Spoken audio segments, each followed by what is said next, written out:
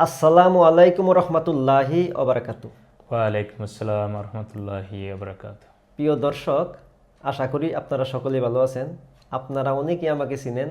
আমি মোহাম্মদ রুহুল আমিন। আমি একজন চিকিৎসক। আমি ফলো করি ডাক্তার জাহাঙ্গীর কবির স্যারকে। আজকে আরেকজন জেকে সৈনিক, তিনি ময়মনসিংহ থেকে মুক্তাগাছা এসেছেন। তিনি আপনাদের সামনে বলবেন কিভাবে তিনি আমাদেরকে পেলেন আর কেন বা মুক্তাগাছা আসলেন, এই বিষয় নিয়ে কিছু কথা বলবেন। ধন্যবাদ রুহুল আমিন ভাই আমাকে কিছু বলার সুযোগ দেওয়ার জন্য।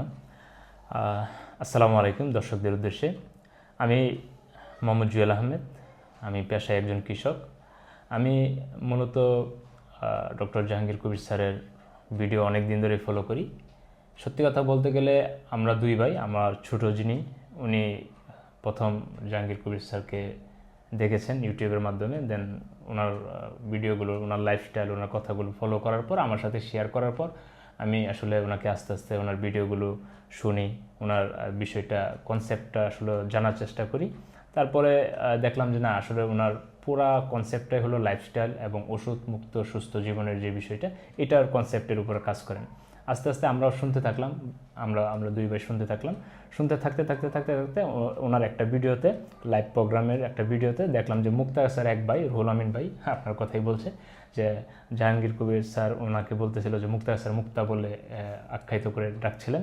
তখন আমার চিন্তা হলো যে আমি ময়মনসিংহ সদরে থাকি, আমি ওনার ভিডিও দেখি, ওনার লাইফস্টাইল ফলো করার চেষ্টা করি, কিন্তু আমার পার্শ্ববর্তী থানা মুক্তাগাছা, ওখান থেকে জাহাঙ্গীর কবির স্যারের লাইভ প্রোগ্রামে আপনি গেছেন এবং আপনাকে খুব সুন্দর মানে করলো, সমর্থন করলো। তো তখন চিন্তা করলাম যে যেহেতু আমার পার্শ্ববর্তী থানা, তো আমি ভাইয়ের সাথে দেখা করি, ভাইয়ের কাছ থেকে অনেক কিছু শেখা যাবে, জানা যাবে, যেহেতু ভাই দীর্ঘদিন ধরে জেকে লাইফস্টাইল অর্থাৎ স্যারের লাইফস্টাইলটা ফলো করেন।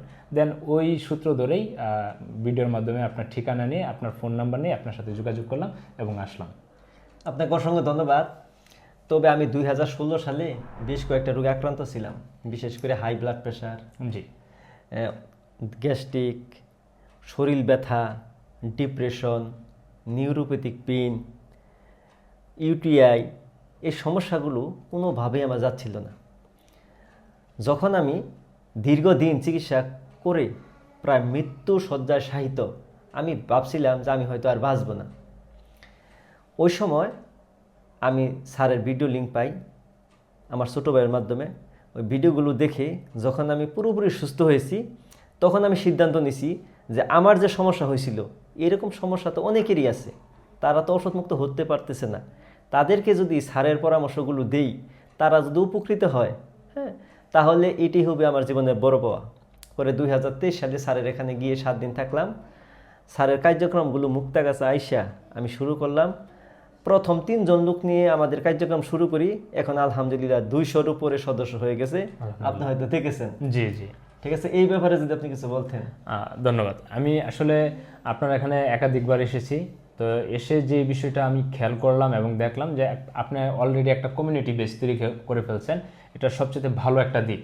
আসলে আপনার এক্সারসাইজ বলেন বা লাইফস্টাইল বলেন বা যাই বলেন, যদি কমিউনিটির ভিতরে না থাকতে পারেন, তাহলে আসলে এটা বেশি একটা সময় পর্যন্ত লং লাস্টিং করা যায় না এবং এটা আস্তে আস্তে ভ্যানিশ হয়ে যায়। সো আপনি যে কমিউনিটিটা গড়ে তুলছেন, হ্যাঁ, আপনি যে লাইফস্টাইলের উপর, স্যারের উপর ভিত্তি করে, স্যারের লাইফস্টাইলের উপর ভিত্তি করে কমিউনিটিটা গড়ে তুলছেন, এটা আসলে প্রশংসনীয়। এটা আমি দেখলাম এবং প্রায় 2টা দিন আমি প্র্যাকটিসও করছি আপনাদের সাথে, হ্যাঁ, এক্সারসাইজ করছি বা লাইফস্টাইল ফলো করার চেষ্টা করছি। সেক্ষেত্রে আসলে খুব ভালো, এটা খুব ভালো এবং আপনি এটার প্রশংসার দাবিদার। জি, আপনার কথাগুলো অত্যন্ত গুরুত্বপূর্ণ। তবে আমরা এই কাজগুলো একমাত্র করি আল্লাহকে রাজি খুশি করার জন্য। জি, হয়তো আপনারা যারা আমাদের ভিডিওগুলো দেখতেছেন, অনেক সময় হয়তো আপনারা ভাবেন যে লাইফস্টাইল মানতে গেলে অনেক টাকা লাগে। আসলে আপনাদের ধারণাটা সঠিক নয়।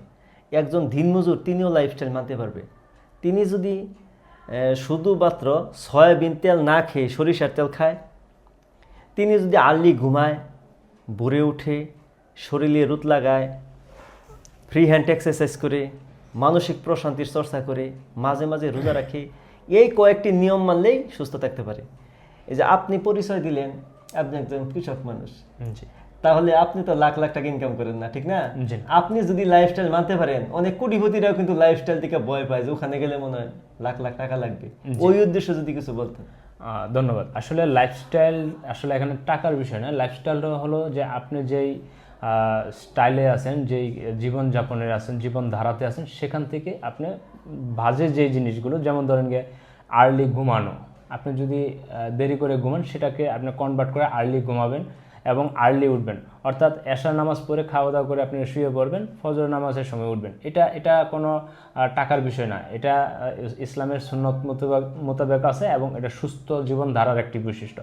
পাশাপাশি আপনি বাজে খাবারটা খাবেন না, যেমন জাঙ্ক ফুড, হ্যাঁ, মানে তেলে ডুবন্ত তেল ও ভাজা যেই রাস্তার জাঙ্ক ফুডগুলো আছে, ফাস্ট ফুডগুলো আছে, সেগুলো খাবেন না। এগুলো মানতে আপনার টাকা লাগে না।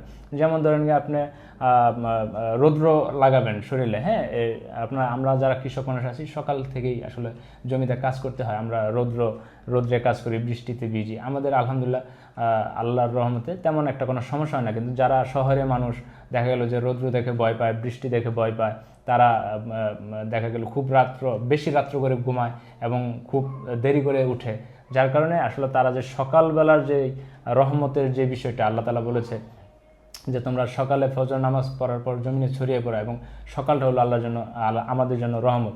আসলে আমরা এইগুলো যদি মেনটেন করি, এগুলো করতে আসলে টাকার প্রয়োজন নেই।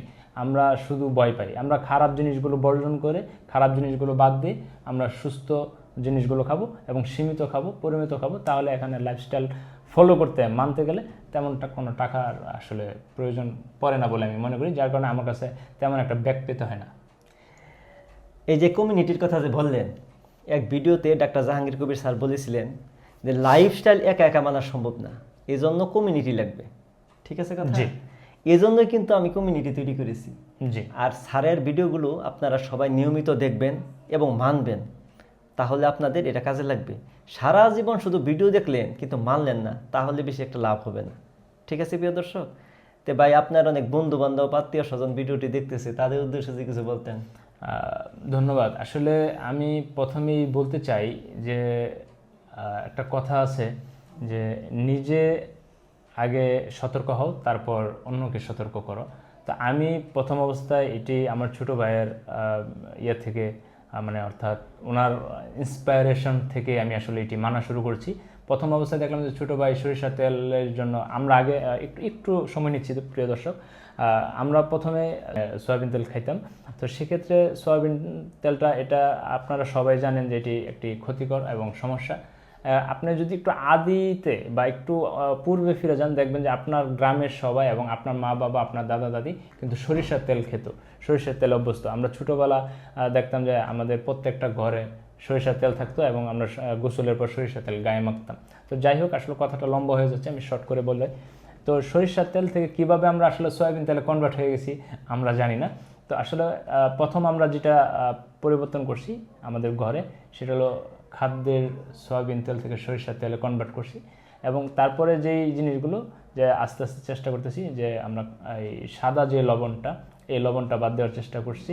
তারপরে অন্যান্য যে এই বিষয়গুলো, এবং আরেকটু বলে নেই ফাঁকে, আমরা ফ্রি যে জিনিসগুলো সেগুলো আগে করছি, যেমন আর্লি ঘুমানো, এটা ফ্রি, এতে কোনো টাকা লাগে না, আমরা আর্লি ঘুমাই, হ্যাঁ, তারপরে আর্লি উঠি, তারপরে রোদ্রে যাই এবং ঘাসে হাঁটি, কিছুটা ব্যায়াম করার চেষ্টা করি। আমি যেহেতু কৃষক মানুষ, আমার সারাদিন পরিশ্রম করতে হয়, সেক্ষেত্রে তারপরেও ফজর নামাজ পড়ার পর কিছুটা হাঁটাহাঁটি, কিছু exercise, free exercise, hand exercise, এগুলো করার চেষ্টা করি। তো মূলত ভাইয়ের পরামর্শটা ছিল বা প্রশ্নটা ছিল যে আমার কোনো আত্মীয় স্বজন বা বন্ধুবান্ধব বা শুভাকাঙ্ক্ষীদের উদ্দেশ্যে কিছু বলার থাকবে কিনা। আমি বলবো যে আপনারা ইসলামের যেই হুকুম আহকামগুলো আছে, অর্থাৎ 5 ওয়াক্ত সালাত আদায় করা, এটি করুন। সকালবেলা উঠুন, সকালবেলা উঠে একটু হাঁটাহাঁটি করুন, হালকা এক্সারসাইজ করুন, পরিমিত খাবার খান, হালাল খাবার খান, তয়েব খাবার খান, যেটা সহি খাবার, ভালো খাবার, সেই খাবারগুলো খান।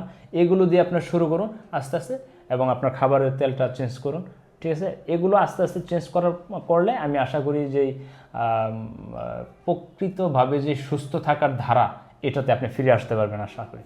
তো আমার যিনি যারা শুভাকাঙ্ক্ষী ভাই বন্ধু আছে, আশা করি আপনারা বুঝতে পারছেন। আমি চেষ্টা করি পার্সোনালি 1 বাই 1 প্রত্যেকটা বন্ধু, প্রত্যেকটা আত্মীয় স্বজনকে 1 বাই 1 মেসেজ দেওয়ার জন্য। তারপরে যেহেতু ভিডিওতে আপনি প্রশ্নটি করলেন, আমি এভাবেই আর কি বললাম যে আপনারা ফিরে আসুন সুস্থতার পথে। মূল কথা হচ্ছে কল্যাণ কাজ ছড়াতে হবে। জি। আপনি যদি বিশ্বনবী সাল্লাল্লাহু আলাইহি সাল্লামের জীবনের দিকে লক্ষ্য করেন, তিনি যদি দুনিয়াত এসে কোনো কাজ নাও করতেন তারপরও তিনি জান্নাতি হতেন। কারণ হচ্ছে তিনি আল্লাহর প্রিয় দুস্থ। তারপরও তিনি কেন নিজের ঘাম জড়াইছেন, কিভাবে শরীর থেকে রক্ত জড়াইছেন, একমাত্র মানুষকে দিনের পথে রাখার জন্য। ঠিক আছে কথা? জি। তাহলে আজকে যারা এই যে ভিডিওগুলো দেখতেছেন তারা যদি শেয়ার না করেন তাহলে আপনার বন্ধু বান্ধব, আত্মীয় স্বজন তারা কিভাবে লাইফস্টাইল মেনে সুস্থ থাকা যায় জানবেন। তাহলে আপনাদেরকে অবশ্যই কল্যাণ কাজ ছড়াতে হবে, আপনারা শেয়ার করবেন। এটা হচ্ছে ডিজিটাল দাওয়াত। তারপরও সরাসরি আপনার একটা ভাই সয়াবিন তেল খাচ্ছে, আপনার একটা ভাই ফাস্টফুড খাচ্ছে, জাঙ্ক ফুড খাচ্ছে, প্রসেস ফুড খাচ্ছে, তাদেরকে বুঝাইতে হবে। তারা যদি বেশি দিন সুস্থ থাকতে পারে তারা নেকামল করতে পারবে। ঠিক আছে? আর এটার সোয়াবও আপনারা পাবেন। তো আপনারা যে যেখানে আছেন সবাই ভালো থাকুন, সুস্থ থাকুন। আসসালামু আলাইকুম ওয়া রাহমাতুল্লাহি ওয়া বারাকাতুহু।